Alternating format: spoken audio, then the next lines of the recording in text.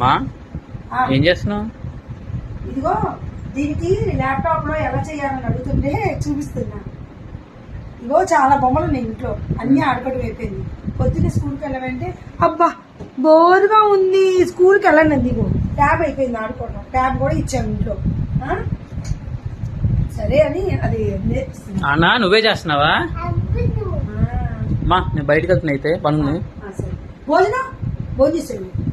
ఏమంట చేసి చూపించుకో, వాసన ఎదిరిపోతుంది. అవును కదా, నాకు కూడా డాడీ కూడా అదే అంటున్నాడు. ఏదో ఒకటి పెట్టుకుని దీని దగ్గర లెగిస్తే అది ఊరుకోదు, అందుకని. సరే ఒకసారి వడ్డీ చేసుకోవచ్చు నువ్వు ఒక్కసారి. అన్న ఒక్క సెకండ్ లో వచ్చేస్తా.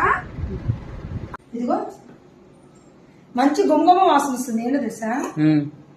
టమాటా పుదీనా పచ్చడి. ఇది అందరికి మంచి వాసన వస్తుంది. ఇది కూడా లేదు, ఇది కూడా ఇంగు తాలింపు ఎక్కువ వేస్తాం.